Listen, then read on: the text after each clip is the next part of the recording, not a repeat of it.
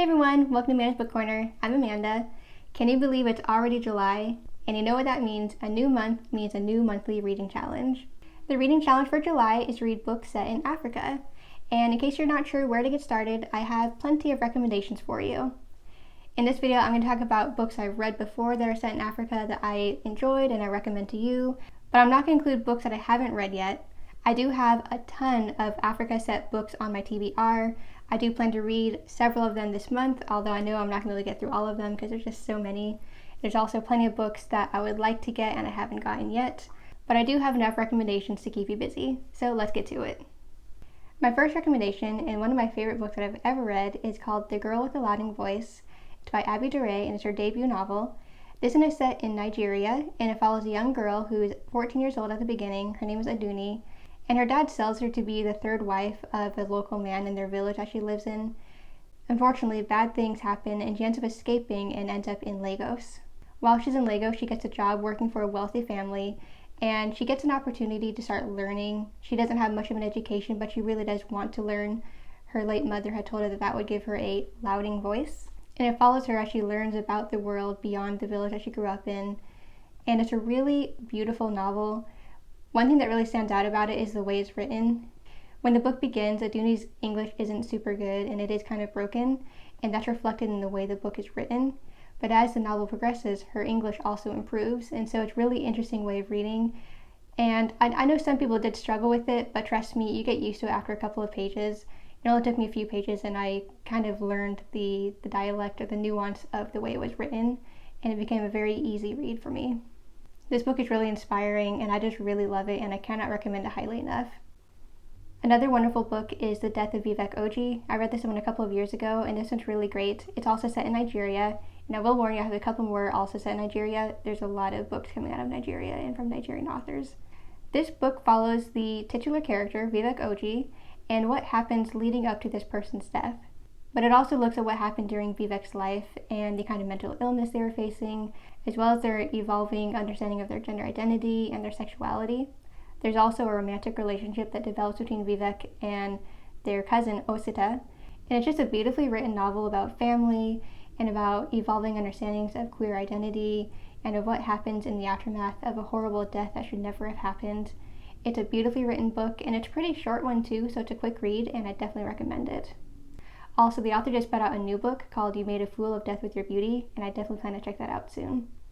Another really great book about queer identity is Under the Udola Trees, which is also set in Nigeria. My sister got me this for my birthday, I think 3 years ago, and I read it and I really enjoyed it. It's about a girl who grows up during Nigeria's civil war in the 60s and 70s, and she loses her father, and she ends up being sent away to live with some other people and go to school without her mother. And while she's in school, she starts to understand that she may not be straight, and she starts to develop feelings for other girls in her class. As she grows older and reconnects with her mother is very religious and cannot understand or accept her daughter being queer. But even so, she does pursue another relationship with another woman.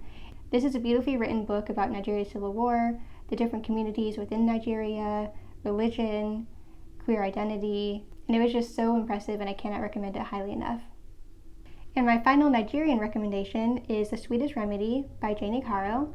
This came out last year and it was her second book. I had really enjoyed her first one until I dove into this one as soon as I got it. It's about a girl named Hannah who is biracial. She's grown up in California and her mother is white and her dad, who she's never met before, is Nigerian. When her dad dies, she's invited to go to Nigeria to attend his funeral and also connect with the rest of her family that she's never met. She has 4 siblings, and while she's there, some of them accept her and others do not because they didn't know she existed until this time. But she's also forming a relationship with another guy there who works for the family, and he's overall more welcoming of her and showing her around the country. So this is a great book that gives kind of an outsider's perspective on Nigeria. We follow Hannah as she gets to know different sides of Lagos and different sides of the rest of the country. It does have discussion of wealth inequality, but it's also really about family and connection and accepting people into your life who are part of it through no fault of their own, even if it's kind of a tough situation to be in. So this is a really good book, and I definitely look forward to reading her third book, which comes out in a few months, called Where We End and Begin. That one will also be set in Nigeria, so I look forward to that one. Okay, so staying within Western Africa but moving into Ghana, I have a couple of recommendations. The first one is Homegoing by Yad Gyasi. And this book is incredible, and it's so ambitious in the way it's written. It starts off in the 18th century, and there's these two half-sisters. Ultimately, one of the sisters ends up staying in Ghana and starting a family there, and the other one is shipped off to America to become a slave. So from here, the family is broken up, and the rest of the book follows different generations of these two sides of the family, one staying primarily in Ghana, and the other one staying in the United States. Each chapter follows a different character from the generations, one from each side of the family, and it gives you a really sweeping view of history, both of Ghana and of the United States, and the really different situations that the characters are facing from one decade to the next. It does deal with a lot of difficult things, including slavery and death and being separated from your loved ones, but it's such an impressive and beautifully written book, and I do love how things kind of come together towards the end. So if you want something that gives you kind of a broader view of history of Ghana and of the United States, this is a great one to check out. Another book that just came out a few days ago on June 28th is called The Scent of Burnt Flowers, and this is a debut novel by the author Blitz Bazawul, and this follows an American couple in the 1960s who become fugitives, and they are forced to flee America, and they end up going to Ghana. Ghana is where the husband has a friend that he had known in college. That friend is now the president of Ghana, and he thinks that he can grant them asylum. While this couple is in Ghana, they are aware that someone is following them, an FBI agent, and they need to stay vigilant and get to the president as quickly as they can. They get the help of a local musician.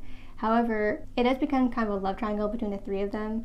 The book also pulls in a lot of politics of the time in Ghana and how certain groups are trying to overthrow the presidency with a coup. And so it's a very tumultuous time in Ghana's history, and it's not good timing for this couple who just wants to get asylum and be safe.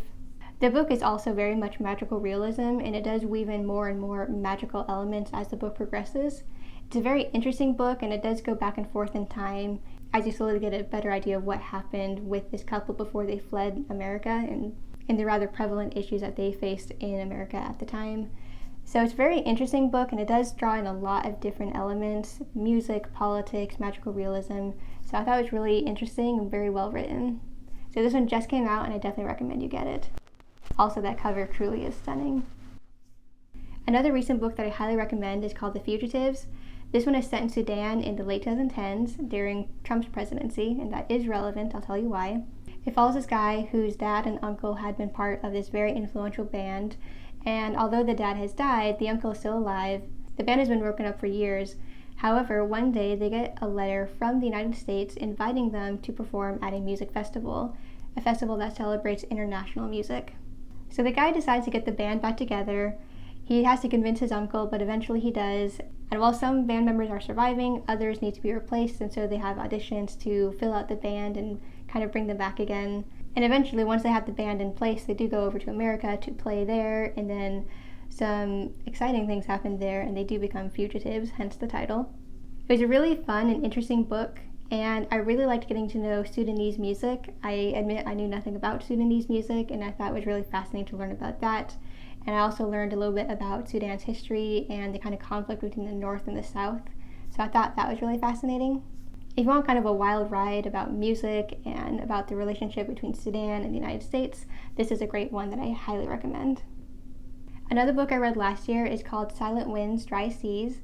This one is set in Mauritius, which is an island off the east coast of Africa, technically in the Indian Ocean. So this one gives you kind of a different experience of Africa as a continent. In Mauritius, much of the population is made up of people who are originally from India, and so they have kind of a more Indian appearance. And this book is interesting, especially in the way it's told. It follows this guy who, as he's growing up from childhood and into his college years. Although it's a historical fiction novel, it kind of plays out like a series of short stories. We get different snapshots of what was going on in his life from the time he was probably 5 or 6 until he was in his late teens, early 20s. Each snapshot focuses on a very different theme that was going on. Sometimes it was about him and what he was going through, and sometimes about something that he saw other people going through, whether that was a neighbor or a family member or a friend. It does talk about the social and political issues that Mauritius was facing at the time. It talks about injustices that many people faced, including women. It also talks about the difficulty of getting out of the country and a kind of visa issue that he had when he wanted to study abroad. And so it does give you a sweeping view of Mauritius in the mid-1900s, and I found it very interesting, and I learned a lot. I admit I knew probably nothing about Mauritius prior to reading this book, and I thought it was a really great way to get to know this country. So I think that up until now, all of the books I've mentioned are written by authors who are African, or at least originally from Africa. The next few books are written by authors who, as far as I know, are not African. So it does give you a kind of different perspective on Africa and the different countries within the continent. First up is A Master of Jinn by P. Djeli Clark. This book is set in Egypt. It's kind of like a steampunk fantasy historical novel, and I really loved it. It follows a young woman in Cairo who works in a sort of ministry of magic. She has a certain way of talking with jinn and other magical creatures that makes her a very good employee in her company. And you get a new assignment, which is really important. There is this guy who's passing himself off as Al-Jahiz. As far as anyone can tell, he's an imposter, but he does have a lot of power, and he seems to be controlling jinn in the area, which is very dangerous because he's making them do things against their will and is apparently trying to take over the entire city of Cairo and probably all of Egypt and beyond. So it's up to her to stop this guy, but not only that, she has to prove that this is actually an imposter and that he's not who he says he is, and figure out what the true identity is and what the motivation is for doing all of this. So it's a mystery, and it's also kind of a thriller. It's definitely steampunk and has lots of fantasy, and it's just a really fun book. I read it last year, and it was one of my favorite books I read in the year, so I definitely recommend it. It is the first novel in a series, although prior to its publication there were also, I think, 3 or 4 short stories, so I do plan to go back and read those. And if there are more novels in the series, I do plan to read those too, because I had a lot of fun reading the first one. Probably about 5 or so years ago, I read this book, Circling the Sun. This one is set in Kenya in the early 1900s. It follows a girl named Beryl from her childhood and into her adulthood, and she's a really fascinating person. She's a real life figure. She eventually becomes famous as a pioneer in a transatlantic flight, and so that's just really fascinating. She's a very strong character, and she can be kind of unlikable in some ways, but also kind of fascinating and inspiring in other ways. She's definitely pretty complicated, but I found this book to be very interesting. Now, I will warn you, as you can maybe guess from the cover, she and her family are originally English, they are white, it's in colonial Kenya, and so that is a different perspective. Early on, she does have a close friend who is black, he's native to Kenya, and it does talk about the kind of racial tensions between the white and black people there. So it does follow the colonial people there primarily, so do keep that in mind when reading this. But it was a really interesting book, and it does follow a fascinating historical figure. Another wonderful book I read a few years ago is called The Map of Salt and Stars. This one is by Zainju Kadar, and it follows a Syrian family who become refugees. Once they become refugees, they do travel down from Syria through Lebanon and Jerusalem and into Egypt and then across northern Africa, and eventually their end goal is Spain. While we follow this refugee family in the 2010s, we're also getting a simultaneous story of a 12th century girl who disguises herself as a boy to become an apprentice to a map maker. So that one is pure fantasy, and it has magical creatures in it, and it's a really beautiful story in its own right. While that girl, Rawiwa, and the real girl in the 2010s, Noor, are traveling, they're following a very similar path, and they seem to be in about the same places at the same time. So I love the way this book is written, with the kind of back and forth between these two different characters, one who's living in the real world and one who's living in a fantasy version of the 12th century. It talks about heavy topics, of course, with being refugees and going through a war-torn Middle East. There are also some horrible things that happen along the way, so it does have some content warnings, but it's a really beautifully written book and really fascinating, and it gives you a particular perspective of what's going on in northern Africa and the kind of conflicts that are going on there, politically speaking, as well as the dangers of being a refugee trying to make it across the north of the continent. So this book is only partially set in Africa, but it does count, and it's a really beautiful book regardless, and I definitely recommend this one. Another book that's partially set in Africa is GURZIL by I Anonymous. I read this book a few months ago and I really enjoyed it. This book takes inspiration from a few different legends and pieces of history. It does draw on the Arthurian legends, but it also draws on other tales and histories from Africa as well. Part of this book is set in Libya, and that's where we meet probably my favorite character, Princess Sabra, who is living away from her father. Her father's become sort of a puppet king, and he's being controlled by these people who are kind of a cult, and they are working for this evil dragon guy, GURZIL. He's a titular character. And Princess Sabra is trying to find a way to keep her community safe. She's also having these dreams where she's meeting this other guy who's up in England, And so there's a lot going on in this book. And although it's pretty short, only a little bit over 200 pages, it does pack a lot into it. If you've read the Arthurian legends or are familiar with points of history that it draws from, you might have a better understanding going into it. I went into it kind of blind, but I really enjoyed it and I thought it was really great. And I'm also looking forward to its sequel, which comes out very soon, called Baden Hill. Also, I really need to mention that if you want to get this book, and I suggest that you do, if you want to get it, it is free right now on Amazon.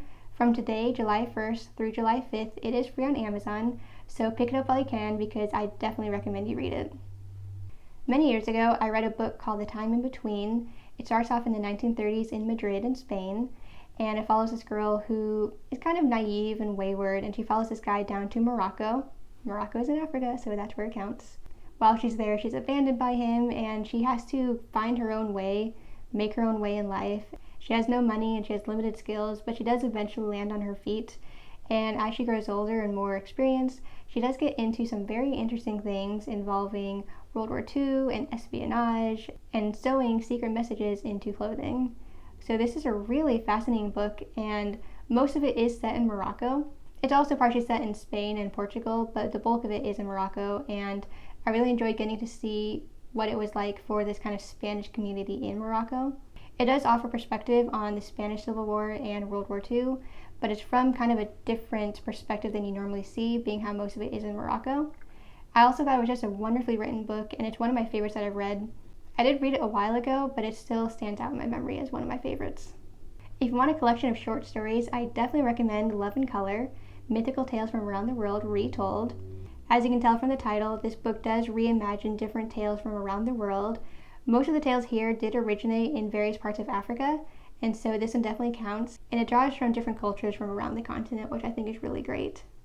So out of the stories that originate in Africa, they come from the following countries: Nigeria, Egypt, Ghana, the area of Mali, Senegal, Guinea, Gambia, and Mauritania, and Lesotho.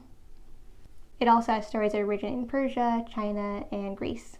So I completely enjoyed this book. I'd been waiting for it for about a year when it finally came out in America, and I thought it was just fascinating.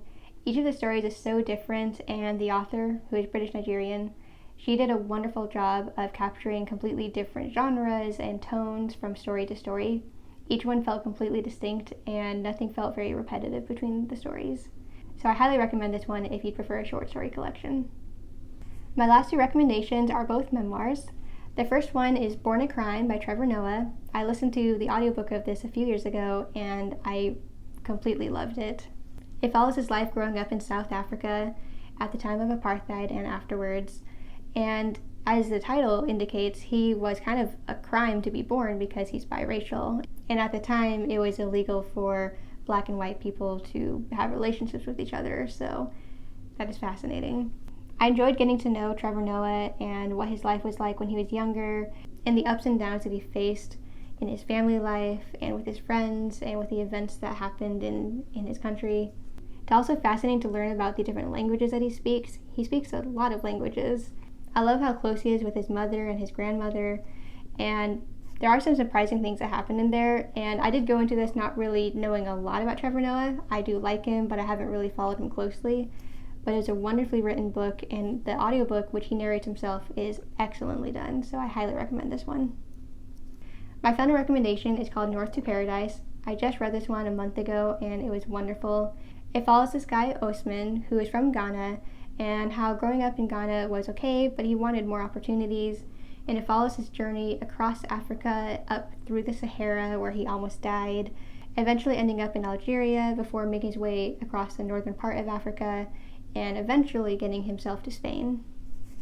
It's a fascinating book, and it's very short. It's only about 150 pages long, so it's a very quick read, but it was really moving, and I really loved getting to know his journey and how resilient he is, and the kind of resolution he finds in Spain is just wonderful, and it did bring some tears to my eyes. So I very much recommend this one if you want kind of a different sort of memoir of someone who faced extreme circumstances and is now paying it back to Ghana and helping them with his nonprofit organization. So there you have it, 16 very different recommendations from around Africa. And you might have noticed that a lot of the books are set in the same specific countries. And I will say that for my TBR personally, going into July in this reading challenge, I have a lot of books that are set in completely different countries. My goal is to read books primarily set in countries that I have not visited through books. So I have books set in Zambia and Zimbabwe and Rwanda and Somalia and Uganda. And so I'm really excited to read these books and kind of get different perspectives on the different cultures and countries of Africa. I do hope that some of the books here piqued your interest and that you might read them. However, there are so many wonderful books that are set in Africa, both on my TBR and on my wish list, and probably books I don't even know about. There's so much wonderful literature coming out of Africa, and I'm really excited for this reading challenge. So I hope you join in for the July reading challenge this year. And regardless, do let me know what you decide to read. I would love to know what books you're reading for this challenge, and if they're not on my list already, I'll probably be adding them to my list as well. So I hope you enjoyed this listicle video. If you did, please like, comment, and subscribe. And to make sure you don't miss any more of my videos, please ring the bell to get all my notifications. I'm currently putting out about 1 video per week. I might bump it up to 2 soon, we'll see. But thanks for watching this video, and I hope to see you in the next one. Bye!